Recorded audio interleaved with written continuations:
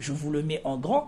Regardez qu'est-ce qui est écrit ici. Le gouvernement israélien a décidé de ne pas établir de commission d'enquête pour les événements du 7 octobre.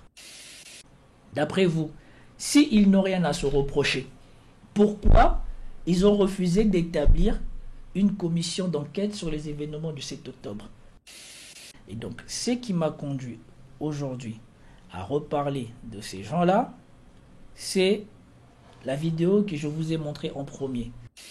L'offensive militaire sur la bande de Gaza va passer à la vitesse supérieure. C'est ce qu'affirment les forces de défense israéliennes dans un communiqué. Cette semaine, nous rappelons des dizaines de milliers de réservistes afin de renforcer et d'élargir notre opération à Gaza. Nous intensifions la pression dans le but de ramener nos otages et de vaincre le Hamas. Ce rappel de réservistes avait déjà été évoqué par les médias israéliens. Selon leurs sources, ces réservistes devront remplacer des soldats déployés dans le pays et en Cisjordanie occupée. Ces soldats pourront ensuite être envoyés à Gaza. En mars, Israël a mis fin à un cessez-le-feu de 2 mois avec le Hamas. Depuis, les bombardements sur l'enclave sont quotidiens. En parallèle, Israël bloque l'entrée de l'aide humanitaire. Un blocage que les autorités souhaitent lever à des conditions bien précises détaillées par le Washington Post. Les camions seraient inspectés par les forces de défense israéliennes au point de passage de Kerem Shalom, qui relie Israël au sud de la bande de Gaza. Une fois à l'intérieur de l'enclave, ils se rendraient au centre de distribution désigné par Israël dans le sud, sous la protection d'agents de sécurité américains. Seuls 60 camions humanitaires pourraient rentrer chaque jour dans la bande de Gaza, un dixième du volume qui pénétrait dans l'enclave lors du cessez-le-feu. Une situation alarmante pour les 2,4 millions de Gazaouis. Benjamin Netanyahou assure que maintenir une pression militaire est le seul moyen de forcer le Hamas à rendre les otages. 58 sont toujours retenus à Gaza, dont 34 déclarés morts par l'armée israélienne. Je ne veux pas revenir parce qu'au montage, on pourra peut-être faire différemment, on pourra revenir dessus. La vidéo que je vous ai montrée de France 24 qui montre aujourd'hui quel est le plan de Netanyahou et de son gouvernement. Ils veulent faire l'épuration ethnique à Gaza. Sous prétexte que ce n'est pas leur plan, mais c'est le plan de Donald Trump. Mais il y a un doute là-dessus, parce que vous avez écouté le passage de Smotrich à la télé, et je vous ai lu ce qu'il y avait décrit. אני חושב שהגיעה העת, ואמרתי את זה לראש ממשלה ואני אומר את זה גם כאן, להתנפל על עזה, לכבוש אותה כפי שהבטיח לנו הרמטכ"ל הנוכחי כשנכנס לתפקידו על דעת כן, ולא לפחד, כן, לכבוש את רצועת עזה, להקים בממשל צבאי, לקחת להם שטח, לממש את תוכניתו של הנשיא טראמפ, ולהוציא 1.5 מיליון, 2 מיליון עזתים מעזה. יש שיח מאוד מעמיק, וצריך אגב להשקיע בזה ולעבוד בזה, כדי לייצר אלטרנטיבות של מדינות אחרות. אין ברירה אלא לעשות את זה כאן ועכשיו. זה כולל גיוס מילואים? Le ministre des Finances israélien, il ne se gêne pas. Il dit qu'il faut prendre les terres, occuper Gaza, faire partir les gens, s'approprier ça. Et je vous ai mis le passage de Madame Agnès Levallois pour vous dire qu'elle, elle avait déjà dit que le plan n'était pas de combattre le Hamas, mais c'était bien de ravager Gaza pour obliger les Gazaouis à partir. C'est inimaginable ce qui se déroule aujourd'hui dans la bande de Gaza. On a vu des images de Gaza. Quelle est la situation après 10 mois de guerre et de bombardement?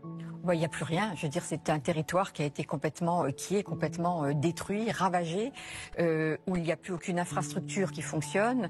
Il n'y a pratiquement plus aucune infrastructure sanitaire, médicale. Il n'y a plus d'électricité. Il n'y a pas de gasoil pour faire fonctionner les appareils. Il y a des milliers de morts sous les décombres, qui n'ont pas été récupérés, donc avec des conditions sanitaires qui se dégradent tous les jours un peu plus. Les épidémies dont on parle, et là on parle de l'apparition de la polio, le problème de l'eau qui n'est pas du tout, qui peut pas être traité. C'est l'image qui me vient qui est terrible d'un troupeau, c'est-à-dire qu'on met un troupeau à un endroit et puis on lui dit le lendemain il faut partir ailleurs, qu'il n'y a plus aucun endroit à Gaza qui est sûr, qu'il n'y a plus aucune zone qui peut permettre d'être des zones de refuge. On est face à un désastre absolu où les populations civiles sont vraiment traités, passez mon expression, mais comme du bétail. Une réalité de désespoir qui va au-delà des mots que je peux utiliser pour décrire cette situation. C'est inimaginable ce qui se déroule aujourd'hui dans la bande de Gaza.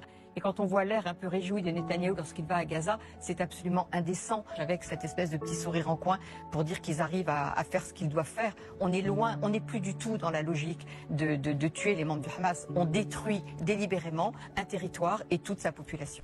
Enfin, elle n'a pas dit comme ça. Elle a dit que le plan, c'était de détruire Gaza. Et c'est ce qu'ils ont fait. Mais à la lumière des informations d'aujourd'hui, nous comprenons bien que le plan était de détruire Gaza et non pas de combattre le Hamas et non pas non plus de récupérer leurs otages, puisque je vous rappelle que le même ministre Smotrich a dit des proches des otages, d'autant plus que l'un des membres les plus importants du gouvernement Netanyahou a déclaré ce matin que leur libération n'était pas l'objectif le plus important de la guerre menée dans la bande de Gaza. Oui, c'est Bezalel Smotrich qui a prononcé ces mots, ministre israélien des Finances, en effet l'un des ministres les plus importants de ce gouvernement Netanyahou. C'était donc ce matin dans une interview sur une radio israélienne. Les mots exacts du ministre israélien sont les suivants: nous devons dire la vérité, le retour des otages n'est pas l'objectif le plus important. C'est évidemment un objectif très important, a-t-il déclaré ce matin. Il a ensuite précisé ses propos en disant que selon lui, l'objectif principal de Tsahal devait être la destruction totale et définitive du Hamas pour éviter qu'un 7 octobre ne se reproduise. Voilà, l'idée est donc défendue ce matin par Bezalel Smotrich. Évidemment, c'est une déclaration qui a fait beaucoup réagir, notamment le Forum des familles des otages qui parle d'une honte, qui dit que les propos de Bezalel Smotrich ce matin sont une révélation au monde des véritables intentions du gouvernement Netanyahou. Selon le Forum des familles des otages, cette déclaration du ministre israélien des Finances est le signe que le gouvernement Netanyahou aurait abandonné les otages. Alors ce n'est même pas la peine de parler de cette dame qui défend Smotrich, cette avocate qui n'est jamais poursuivie en France, alors qu'elle tient des propos inqualifiables à plusieurs fois, ou elle a tenu des propos inqualifiables à plusieurs fois. Et donc à la lumière de tout ça, nous comprenons aujourd'hui que ces gens-là, malgré ce qu'ils plaident, malgré tous les bêtises qu'on a dit pour les défendre, leur plan, ça a toujours été ça. Ça n'a jamais été leurs otages, puisque nous savons maintenant aussi aujourd'hui, et encore, on le découvre encore ici, pour vous dire à quel point, maintenant que nous sommes plusieurs mois après, les médias semblent maintenant oublier tous les mensonges qu'ils ont propagés au sujet de ces gens-là. Je peux vous le lire ici, parce que ça, c'est l'une des premières choses que j'ai accroché hier. Je vous le mets en grand. Regardez qu'est-ce qui est écrit ici. Le gouvernement israélien a décidé de ne pas établir de commission d'enquête pour les événements du 7 octobre. D'après vous, s'ils n'ont rien à se reprocher, pourquoi ils ont refusé d'établir une commission d'enquête sur les événements du 7 octobre? Parce que on sait maintenant que le 7 octobre, il y a une bonne partie des Israéliens dont ils ont clamé que c'était soi-disant le Hamas qui les avait tués, qui ont été tués par eux-mêmes et par leur utilisation de comment ça s'appelle, leur théorie là. Ils ont préféré tuer les leurs que de les voir devenir otages, parce qu'au moment où ils deviendraient otages, ça deviendrait un problème pour eux d'aller les récupérer, surtout que récupérer les otages n'a jamais été leur priorité. L'ancien ministre israélien de la Défense, Yoav Gallant, a admis avoir tué beaucoup de siens. Nous avons donné l'ordre à l'armée d'utiliser la procédure Hannibal, c'est-à-dire de tuer les prisonniers avec leurs ravisseurs. Voilà les vérités que on essaye d'enterrer en ne mettant pas en place la commission d'enquête sur les incidents du 7 octobre. Et donc, c'est ce que nous confirmons aujourd'hui. Ces gens-là sont des méchants. Et je vais même passer là-dessus. Et donc, premièrement, je voulais vous montrer ceci pour vous faire bien comprendre qu'est-ce que sont ces gens-là. Et ici, écoutez cette députée française qui, malgré tous ces faits, regardez ici comment elle répète la propagande sioniste jour et après jour sur les canaux de communication israélienne. Elle est le relais du sionisme français à l'Assemblée nationale. C'est, je ne sais plus comment elle s'appelle, Aurore Berger ou quelque chose comme ça. Écoutez. Celles et ceux qui sont pris. Israël est un pays ami et allié de la France. Le droit d'Israël à se défendre. Donc il est légitime évidemment qu'un État qui est un État démocratique et souverain souhaite éradiquer ceux qui sont sa plus grande menace. Le droit d'Israël, évidemment, a existé, à pouvoir se défendre en respect du droit international. Des gens qui sont engagés dans une guerre qu'Israël n'a pas déclarée, mais qui est une guerre que mène le terrorisme islamiste face à Israël, que ce soit le Hamas, que ce soit le...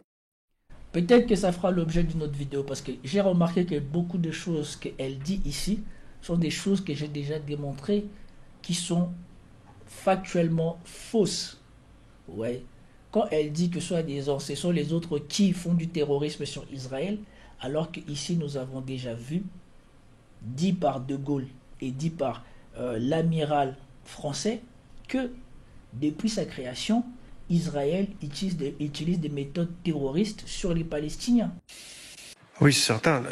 L'armée israélienne, elle est née dans le terrorisme, si j'ose dire, puisque l'État d'Israël n'existait pas. Qu'au départ, c'était des gens qui étaient là pour libérer une terre qui ne leur appartenait pas, et qui leur avait appartenu il y a bien longtemps. Et donc, son fondement, ça a été d'abord le terrorisme. Et d'ailleurs, tous ces chefs, et même les premiers présidents israéliens, avaient une expérience où ils avaient été considérés par tous les établissements qui étaient en place, par les pays, comme des terroristes, et ils pratiquaient une action terroriste. Donc ça leur a permis de créer Israël, ensuite de lui donner les dimensions d'un État, mais dans la tradition de Tsahal, il y a cette marque de fabrique, si j'ose dire. Et donc, probablement que cette vidéo sera limitée, je ne sais pas comment je pourrais l'intituler pour qu'elle évite d'être limitée, mais probablement que des sionistes français vont signaler la vidéo pour qu'elle soit limitée. Mais je voulais juste te montrer ici l'hypocrisie de ces gens-là. Ces gens-là n'ont jamais eu comme intention d'aller se battre pour leurs otages ou de défendre leurs otages. Leur préoccupation, ça a toujours été de s'approprier ce qui n'est pas à eux. Et ici, je commence à comprendre et j'ai fini par croire que ces gens-là cherchaient réellement, non, enfin, ces gens-là n'ont jamais voulu la paix. Parce que je vous le rappelle encore ici, j'en ai la preuve, sur le débat qui était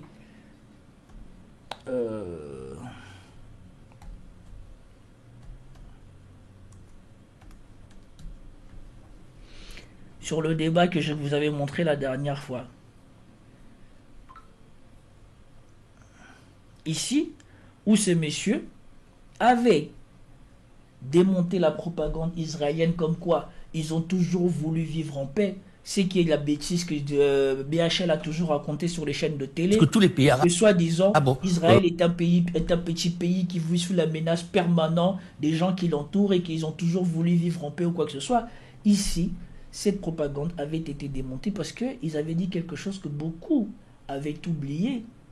Et cette vérité-là, c'est celle-ci. Et je vous la fais écouter ici. Ont eu de relations. Arrange beaucoup de gens. Oui, oui, bien sûr. Je voulais vous dire quelque chose, Madame Chilo. Vous disiez, il faudrait voir de l'autre côté s'il y a vraiment une dynamique positive. On oublie quelque chose.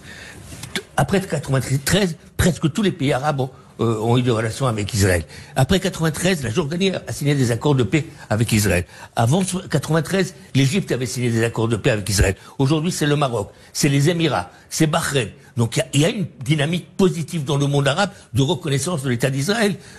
Qu'est-ce que les Israéliens, parfois je me demande, qu'est-ce qu'ils veulent ? Qu'ils mettent la kippa, qu'ils parlent l'hébreu, qu'ils chantent la hora. Qu'est-ce qu'ils doivent faire encore pour montrer qu'ils veulent reconnaître l'État d'Israël ? Cette dynamique, elle a été cassée par le Hamas, pas par Israël. Ben oui, mais le Hamas, c'est une organisation terroriste. L'Arabie Saoudite était prête à reconnaître Israël. Et c'est pourquoi le Hamas est l'Iran, qui téléguide ses proxys derrière, Mais le Hamas, a cassé cette... En 2002, les 22 pays arabes qui n'avaient pas fait la paix ont proposé le roi Abdallah d'Arabie Saoudite, Ariel Sharon, sur un plateau, la paix de tous les pays arabes avec Israël en contrepartie d'un État palestinien. Ariel Sharon a dit no way.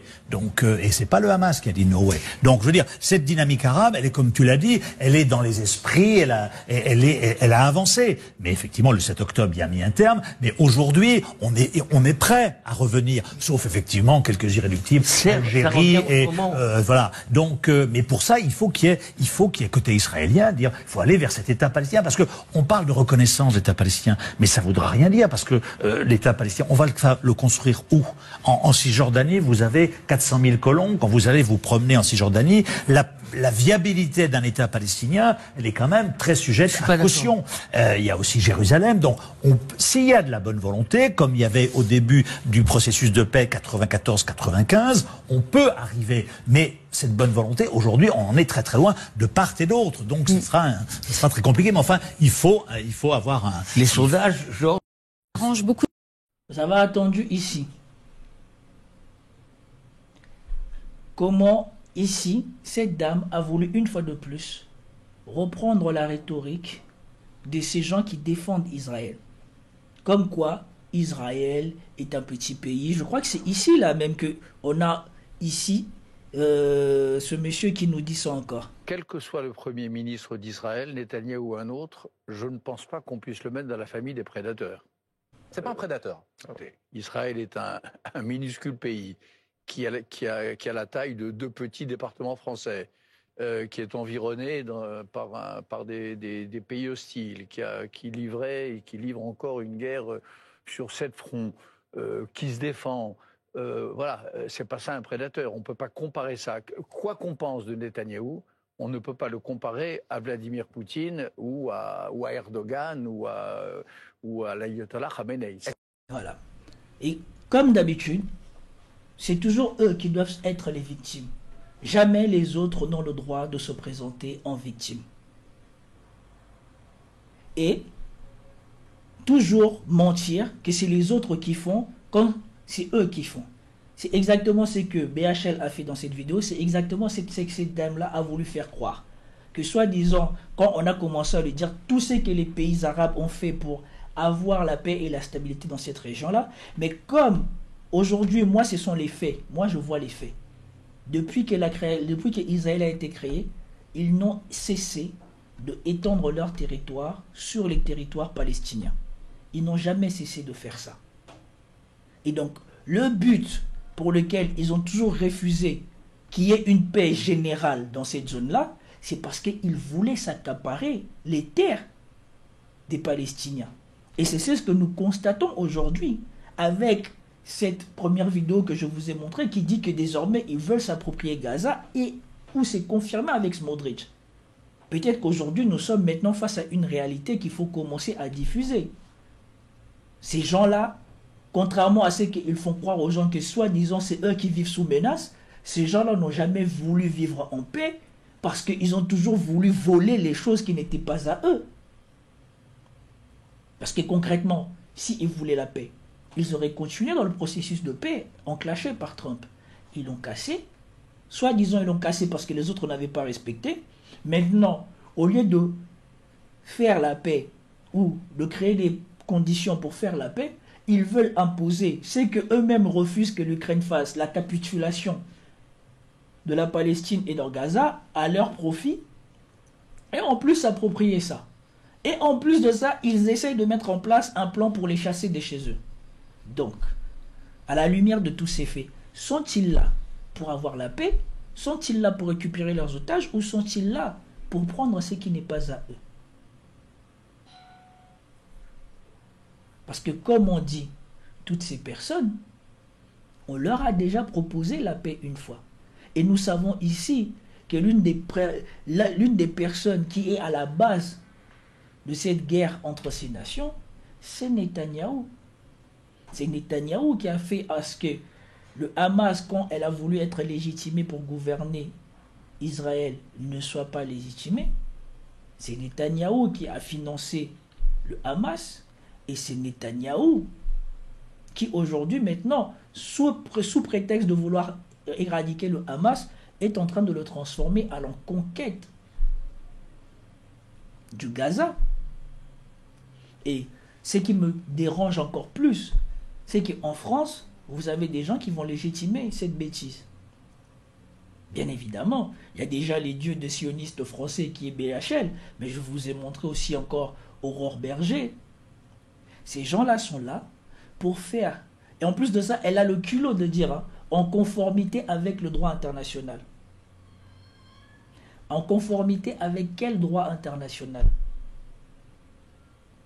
Et donc, moi je voulais commencer cette vidéo, ou en tout cas ce live, en parlant de ces gens-là.